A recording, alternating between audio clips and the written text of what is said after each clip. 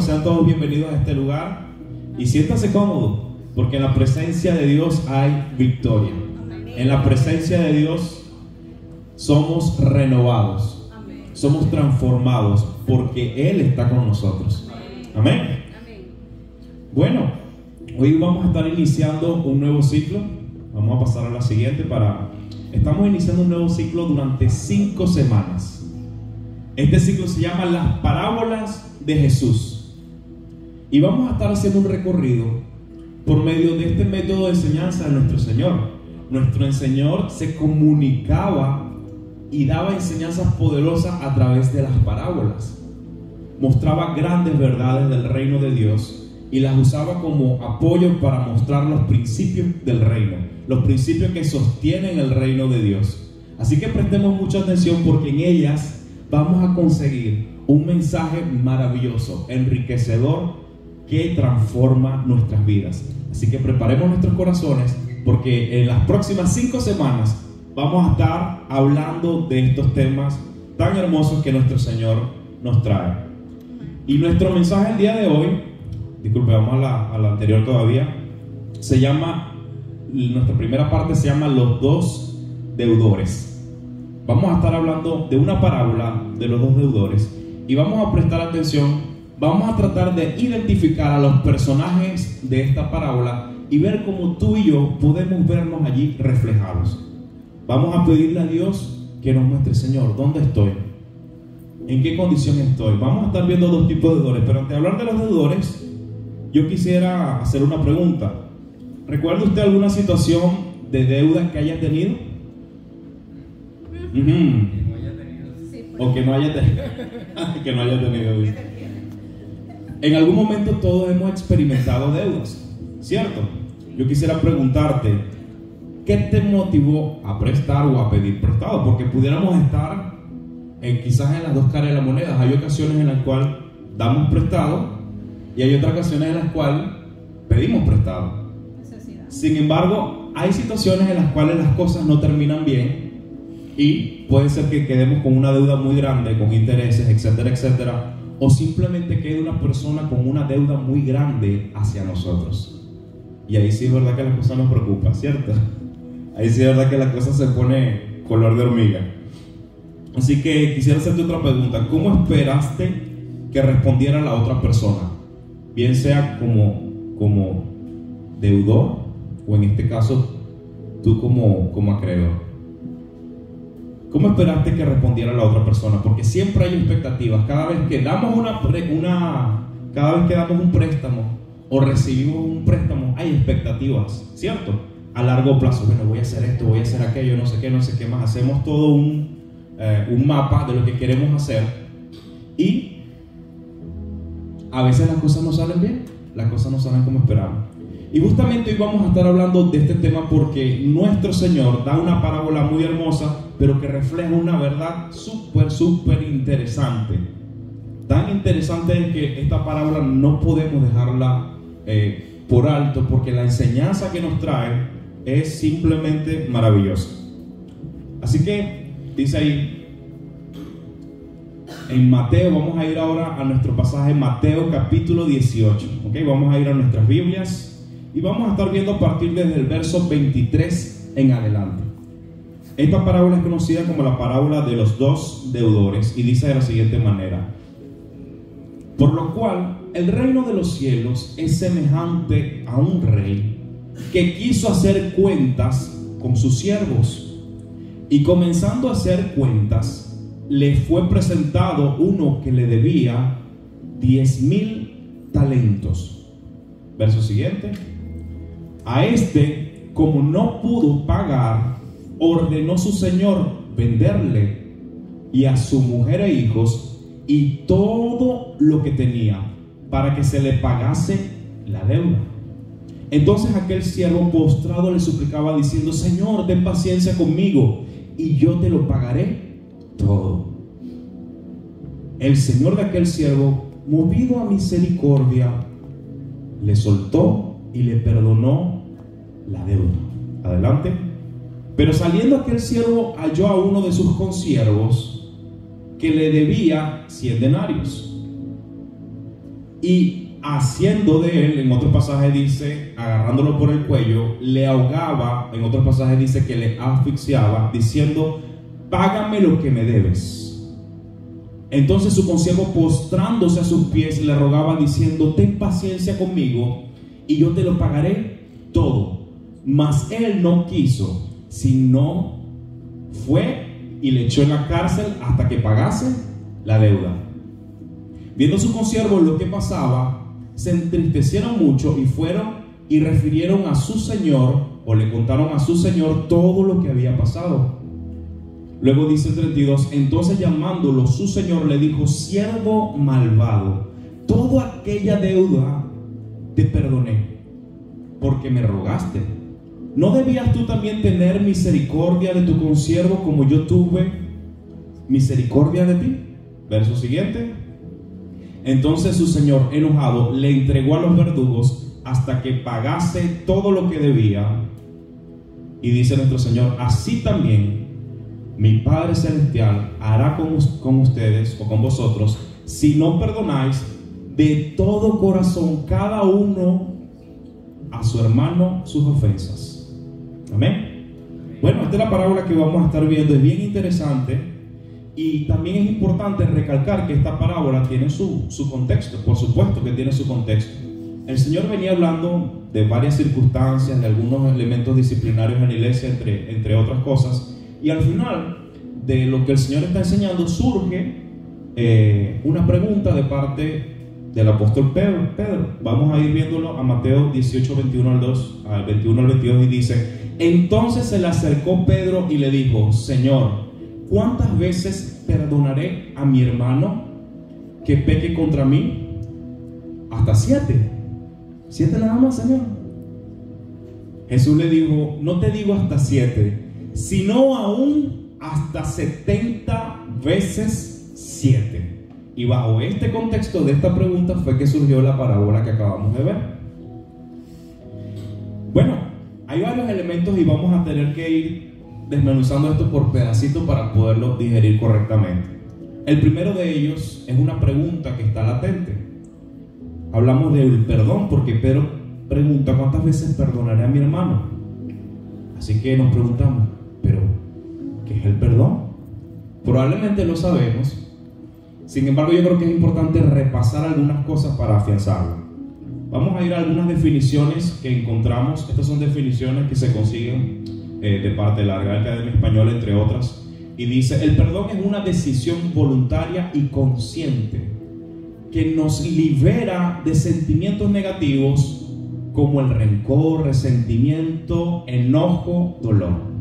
Otra definición dice remisión de la pena merecida, o sea que hay una pena merecida, de la ofensa recibida o de alguna deuda u obligación pendiente, es decir, remisión o perdón.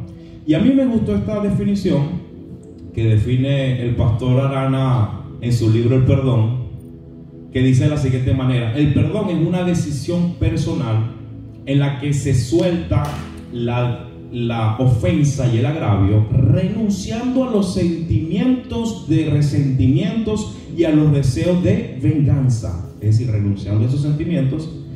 Esta acción se convierte en un proceso liberador que genera un efecto sanador, que tiene el potencial de traer restauración a las personas involucradas y dar lugar a la reconciliación. Está muy bueno, ¿verdad? Bastante amplio el concepto.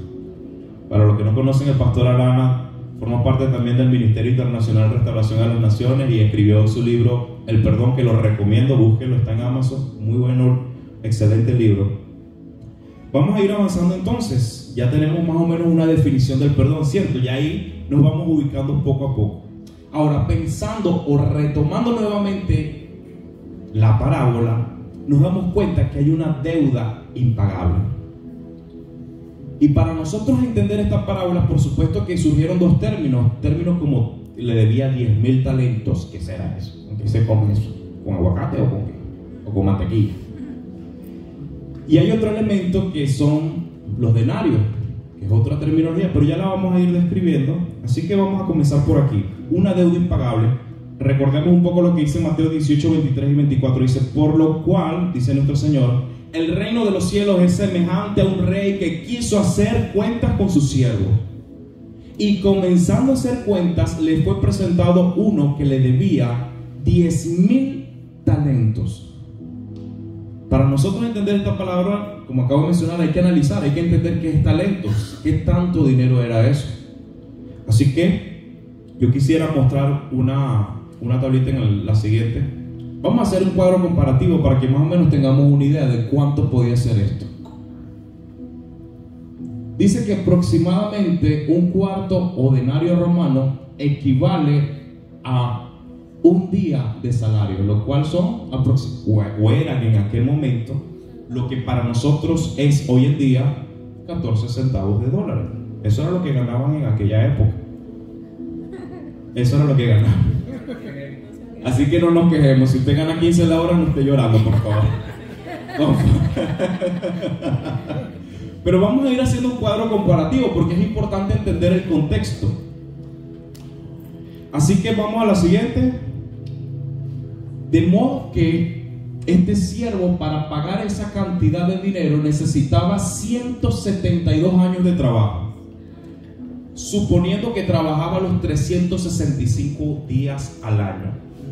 Si hacemos una cuenta, nos damos cuenta entonces que esto vendría siendo la equivalencia de pagar los 10,000 talentos. ¿Será que le bastaba la vida para pagar esa deuda? Mira, ni siquiera fines de semana. No tenía ni playita, no tenía ni salidas al mall, nada. Ahí no había descanso. Por lo tanto, esta persona necesitaba trabajar 365 días al año con un salario diario de 14 centavos de dólares para finalmente llegar a una suma aproximada de lo que viene siendo hoy en día 9 a 10 millones de dólares. Representaban aproximadamente los 10,000 talentos, unos 9 a 10 millones de dólares actuales. Yo creo que hasta más, y después le digo por qué. Pero más o menos para que entendamos la dimensión, para que podamos comprender, ya sabemos lo que es un denario. Aquel siervo le debía 100 denarios, que son 100 días de trabajo o 3 meses de trabajo, mientras que este hombre le debía al Señor 172 años de trabajo prácticamente. Les pregunto, ¿ustedes creen que había manera de pagarlo? Algunos dirán, bueno, si hacemos un buen negocio, sí, compramos aquí, vendemos allá, por 9 millones de dólares, está rapidito. No era así, no era tan fácil. El contexto nos muestra que no había manera de que esta persona pagara su deuda. Ni siquiera el imperio romano se cree que recaudaba unos 900 denarios al año. Imagínense ustedes cuánto era, demasiado dinero. Así que en esa dimensión nosotros debemos entender cuál es la enseñanza de nuestro Señor en esta parábola. Ningún sirviente de ningún rey en el mundo antiguo podría ser capaz de pagar semejante deuda. Es muy tonto pensar que puedes abrirte camino hacia el cielo con tus propias obras. Esto es importante entenderlo, porque a veces nosotros queremos resolver el asunto. Bueno, Señor, dime lo que tengo que hacer y yo lo hago. Me tengo que portar bien, yo me porto bien, pero esto es prácticamente imposible, porque básicamente si pecas solo una sola vez, no hay nada que puedas hacer para compensar ese pecado. ¿Por qué hablo del pecado? Porque cuando nuestro Señor habla de la deuda, se refiere a la deuda o a la dimensión de deuda que tú y yo tenemos con Dios. Es una dimensión de deuda demasiado grande. No hay manera de que tú y yo podamos pagar semejante deuda. Es más, no podríamos fallar ni una sola vez. Y le pregunto, ¿será que somos de ese tipo de personas? ¿O somos lo contrario? Somos los que fallamos muchas veces. Es complicado, ¿cierto? Bueno, esto nos lleva al siguiente punto. Por lo tanto, que a este siervo inicial, o al primer siervo que se menciona, el deudor de los 10,000 talentos, le costó su propia vida, familia y bienes, o le costaría. Eso era lo que le iba a costar. Ahí ponemos un hombre con unas cadenas porque no hay manera que se zafara de ese yugo. Vamos a ir a Mateo 18, 26 y 27. Dice: a este, como no pudo pagar, ordenó su señor venderle y a su mujer e hijos y todo lo que tenía para que se le pagase la deuda. Me llama la atención que prácticamente este hombre tenía que pagar con su vida. No había una forma, no había una manera de que este hombre hiciera algo para lograr tal hazaña. Y no solamente su vida, sino que probablemente iba a arrastrar la vida hasta de su esposa y de sus hijos, y de todo lo que tenía, todo lo iba a perder. Por lo tanto, decimos lo siguiente: a la luz de su deuda, lo único que podía hacer era rogar, suplicar, anhelando contra toda esperanza que el rey le diera más plazo o hiciera algo maravilloso para liberar esa deuda. No tenía más opción. La única opción que tenía este hombre era descansar en el rey, en su buena voluntad de que transformase semejante deuda. Así que esto lo tenía bien claro el deudor. Él sabía y entendía realmente que esa era su única esperanza. Se encontraría entonces con la compasión y la misericordia del rey. Esto nos lleva al siguiente punto, porque recibiendo tal remisión, recibiendo tal perdón, este hombre tuvo todavía un corazón falto de misericordia. Disculpe, me pasé un pasaje, quería ver si tenía un pasaje ya más allí. Sí, ya lo leímos. Ok, continuemos adelante. Vamos al siguiente punto que dice: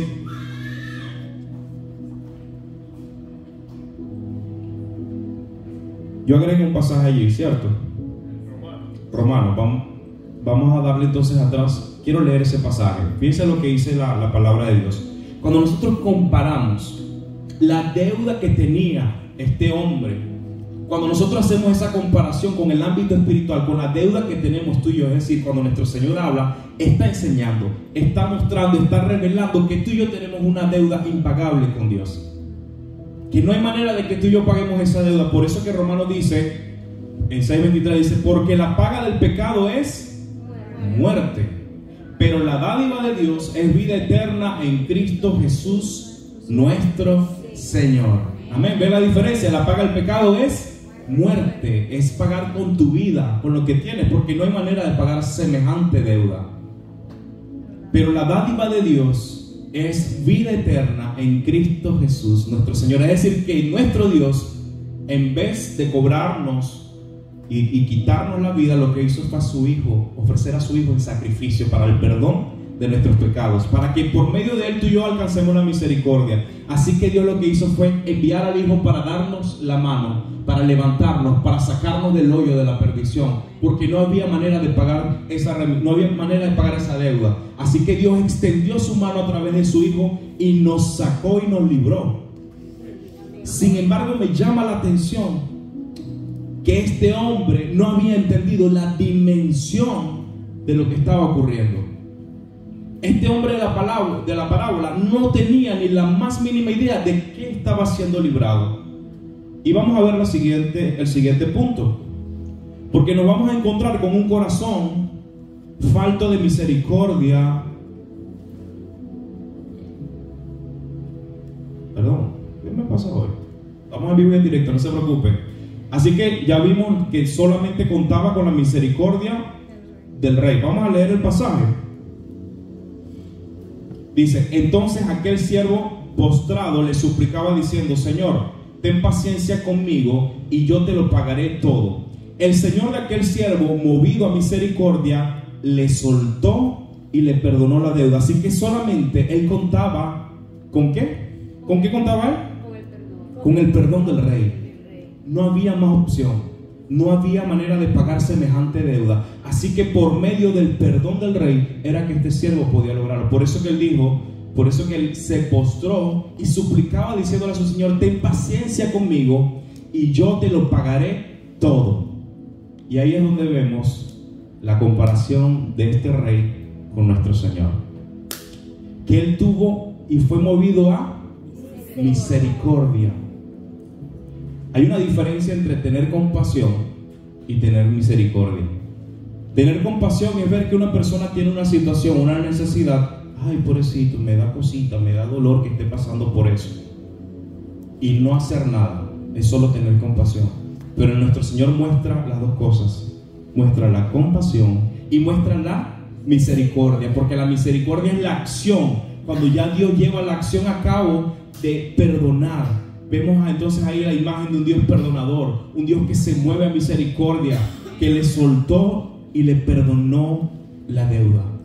Solamente bastó que este hombre tuviera una actitud de postrarse ante él. Solamente bastó que este hombre cambiara esa actitud para que esa deuda pudiera ser pagada. Vamos a ir continuando.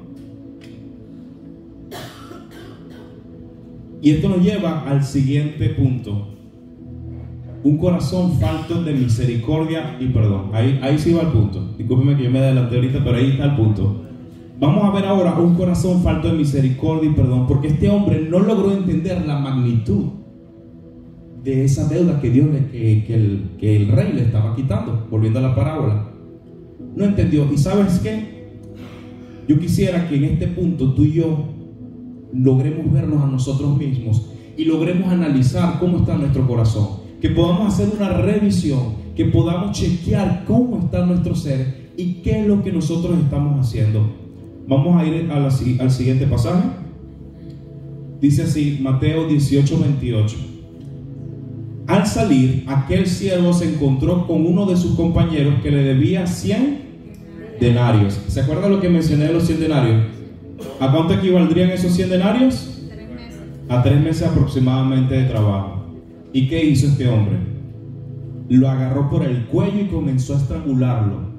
Págame lo que me debes. Págame lo que me debes, exigió este hombre. Págame.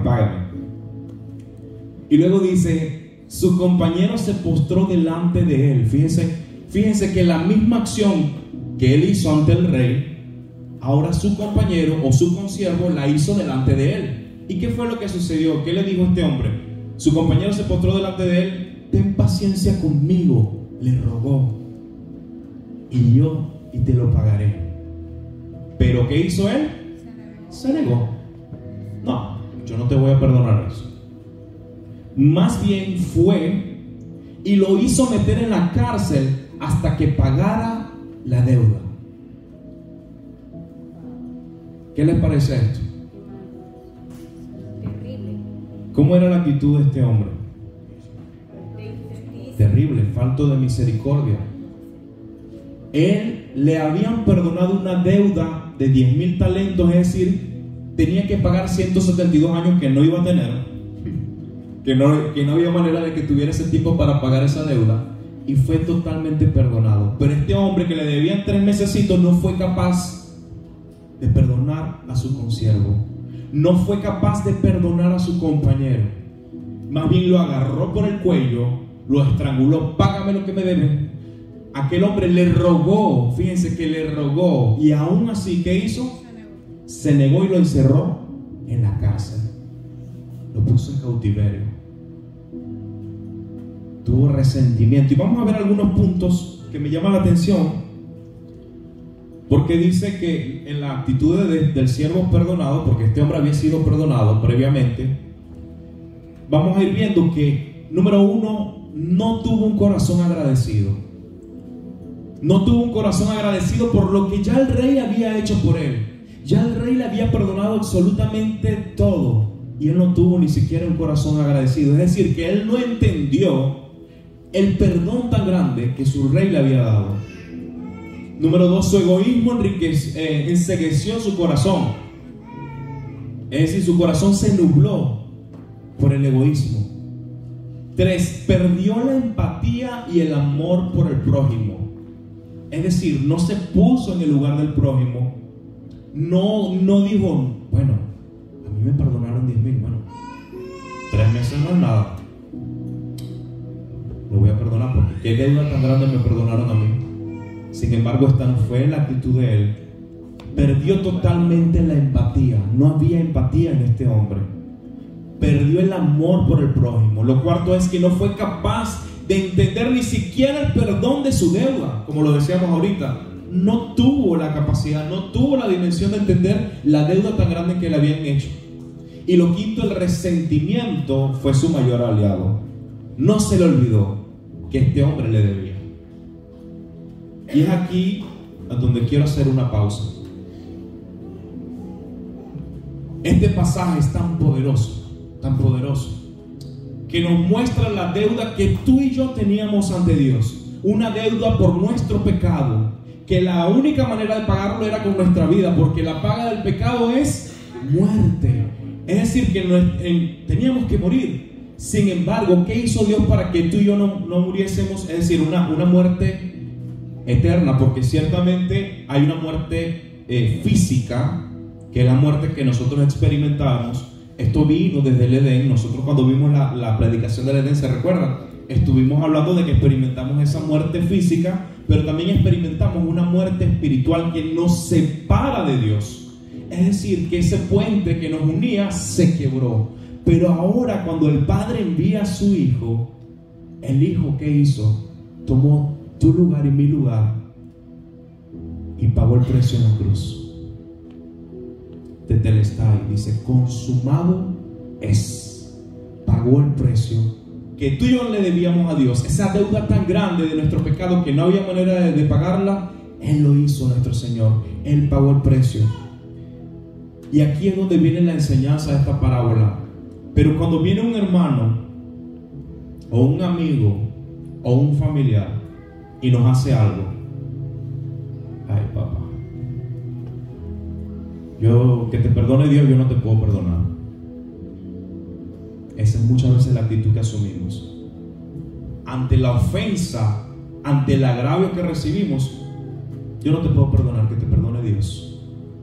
Y no nos damos cuenta que si no somos capaces de perdonar nuestra deuda, nosotros tampoco podremos ser perdonados. Y ahorita vamos a ahondar un poco más de eso.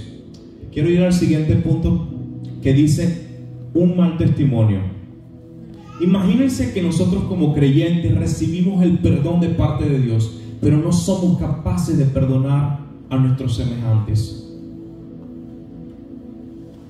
Qué dura es esta realidad. Mateo 18:31 dice: cuando los demás siervos vieron lo ocurrido, se entristecieron mucho y fueron a contarle a su señor, el rey, todo lo que había sucedido. ¿Qué crees que sucede cuando tú y yo no tenemos la capacidad de perdonar? Cuando tú y yo no somos capaces ni siquiera de admitir que tenemos que perdonar. Porque ya nuestro Señor nos perdonó, ya nuestro Señor pagó la deuda, ya nuestro Señor hizo todo lo que tenía que hacer por nosotros. Pero cuando nos toca a nosotros, cuando nos pisan el callito, cuando nos pisan el pie, o cuando nos incomodan, o cuando sucede un hecho demasiado fuerte, porque entiendo que hay diferentes niveles y circunstancias, sin embargo, aún así estamos llamados a perdonar. Porque la deuda que tú y yo teníamos era demasiado grande, que no había forma de pagarla. Y es la invitación que nuestro Dios nos está haciendo, a que tú y yo podamos ser capaces de asumir ese reto, de asumir ese compromiso y de preparar nuestros corazones para perdonar, para otorgar libertad a aquella persona que nos ha cometido un agravio. Ciertamente yo no sé lo que tú has vivido. Quizás han sido procesos difíciles. Entiendo que hay situaciones que son complejas, que se escapan incluso hasta de nuestras capacidades. Sin embargo, creo que estamos llamados a pedirle a Dios que nos ayude, que nos dé la fuerza para aprender a perdonar. Y finalmente, perdonar. Necesitamos desesperadamente perdonar. El siguiente punto es interesante, porque dice: su falta de perdón lo llevó al cautiverio, lo llevó a la cárcel. Y ya vamos a ir viendo este punto. Mateo 18:32 al 35 dice: entonces el Señor mandó a llamar al siervo malvado. Le dijo: te perdoné toda aquella deuda porque me lo suplicaste. ¿No debías tú también haberte compadecido de tu compañero, así como yo me compadecí de ti? Y enojado su señor, lo entregó a los carceleros para que lo torturaran hasta que pagara todo lo que debía. Y aquí la enseñanza: fíjense que este es el punto más importante, el punto de quiebre. El punto, el Señor nos dice: así también mi Padre Celestial los tratará a ustedes, a menos que cada uno perdone de corazón a su hermano. Qué fuerte. Es decir, que si tú y yo no somos capaces de perdonar, no vamos a poder recibir ese perdón. Y va a suceder lo que se llama el espiral de caída. Le puse ese nombre por dar solamente una referencia, pero básicamente es el primer punto. Este siervo fue amenazado con justicia, es decir, le dijo: págame con tu vida, la de tu esposa, la de tus hijos, tus bienes, porque ese era lo justo, era la forma justa de retribuir aquella deuda. Pero en lugar recibió misericordia. Él recibió misericordia. Y ahora esto lo lleva en el segundo punto, que dice: por lo tanto, despreció la gracia del rey, despreció aquella misericordia que el rey le había dado. Y al despreciar esa misericordia, queridos amigos, hermanos, obtuvo justicia. Fíjense la diferencia. Al principio tenía que ocurrir justicia sobre él, sin embargo recibió misericordia. Pero como ahora en su posición él despreció la gracia, ahora le tocaba justicia. Qué fuerte esta palabra, porque nos confronta directamente a nuestro corazón. Si nosotros no somos capaces de perdonar a nuestros hermanos, va a ocurrir justicia sobre nosotros. El juicio de Dios, que es justo, por cierto, porque por cuanto toda la humanidad estaba en deuda con Dios.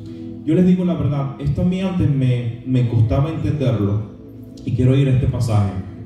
En el Padre Nuestro, que todos los conocemos, que muchas veces no los aprendimos de memoria: Padre nuestro que estás en los cielos, santificado sea tu nombre, venga a nosotros tu reino, hágase tu voluntad en la tierra como en los cielos, danos hoy nuestro pan de cada día. Y llegamos a este punto: y perdona nuestras deudas, como también nosotros perdonamos a nuestros deudores. En otras versiones dice: perdona nuestras ofensas. Yo les voy a decir la verdad, yo me perdí la versión que decía: perdona nuestras ofensas como nosotros perdonamos a nuestros ofensores. El detalle es que cuando leemos el original, que está bien decir ofensa porque es una manera de ilustrar la idea para nuestro lenguaje actual. Sin embargo, en el lenguaje original, en el griego, aparece la palabra deuda, y es la que vamos a ver. Aparece esta palabra ofilema, que significa deuda. Y fíjense lo que hizo por nosotros Cristo en la cruz. Cuando ya Cristo estaba en la cruz, Él, para pagar esa deuda, Él dijo: tetelestai, que significa consumado es, todo está cumplido, hecho está, la deuda está pagada. Eso es lo que justamente nos enseña la palabra de Dios. Qué importante es que tú y yo podamos entender eso. Qué importante es que tú y yo nos grabemos eso profundamente en nuestro corazón, de que esa deuda Cristo la pagó. Por lo tanto, yo me acuerdo que yo cuando veía el Padre Nuestro, yo decía: ¿pero qué deuda tengo yo con Dios? La primera vez que yo vi esta versión que decía: perdona nuestras deudas como nosotros perdonamos a nuestros deudores, aquí se equivocaron, se dice ofensas como nosotros perdonamos a nuestros ofensores. De cabezón yo. Hasta que me tocó estudiar y aprender bien la palabra a profundidad y entender que sí tenemos una deuda. La deuda que produjo el pecado de Adán y Eva. Esa es la deuda. Tú y yo quizás, tú dirás: bueno, yo nací, yo no hice nada para merecer esa deuda. Sin embargo, la heredamos y la recibimos. Heredamos la deuda del pecado, pero Cristo pagó el precio. Tetelestai, todo está cumplido, consumado es, dijo en la cruz. Al momento de morir, nuestro Señor pagó el precio. Al momento de morir dijo: tetelestai, consumado es, hecho está, listo, la deuda está pagada, ya no debes nada. No debes absolutamente nada. Ya no tienes que pasar a la cárcel, ya no tienes que entregar tu vida, ya no tienes que hacer nada. solamente creer en Él. Por tanto, la palabra dice: porque de tal manera amó Dios al mundo, que ha dado a su Hijo unigénito, para que todo aquel que en Él crea no se pierda, sino que tenga vida eterna. Amén. Si le quiere dar un aplauso al Señor, dáselo. Gloria a Dios. Él perdonó esa deuda. Tetelestai, consumado es, hecho está, todo está cumplido. Incluso algunos historiadores piensan que este término aparecía en las deudas. Cuando se pagaban aparecía ese término, tetelestai, listo, pagado, consumado es, completo. Gloria a Dios. Esto nos lleva a un pasaje más. En Isaías 43:25 dice: yo y nadie más soy el que borra tus rebeliones, porque así como soy yo, y no volveré a acordarme de tus pecados. Dice que no volverá a acordarse de nuestros pecados. Yo sé que esto es fuerte, porque quizás Dios es Dios y Él lo puede hacer. Él borra, no sé cómo lo hace, pero lo borra. Señor, ese pecado que yo hice, ¿cuál pecado? Señora, ya eso fue pagado. El detalle es que tú y yo, ¿qué hacemos cuando pecan contra nosotros?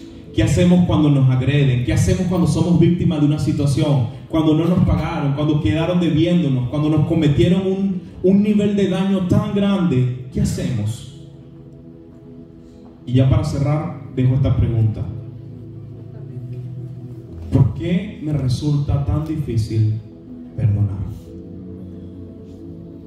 Se hace difícil. Y traté de que esta frase sonara personalizada, porque la intención es que en esta tarde tú salgas de aquí perdonando a aquel que te ofendió.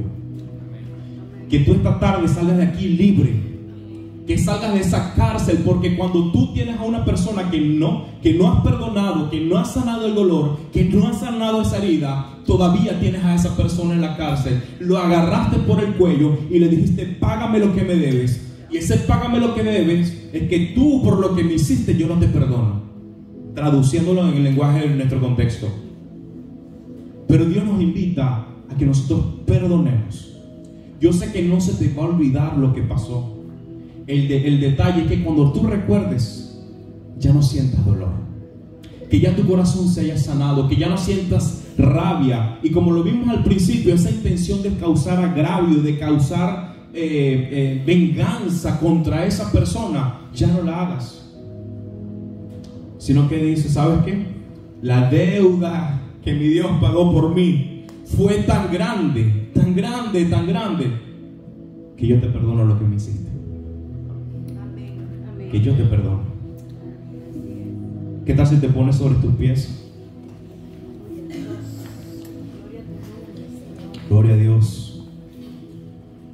Yo quisiera que tengamos un tiempo de oración y que entendamos esta verdad en nuestras vidas. Porque si no pagamos, porque si no perdonamos, habiéndonos el Padre ya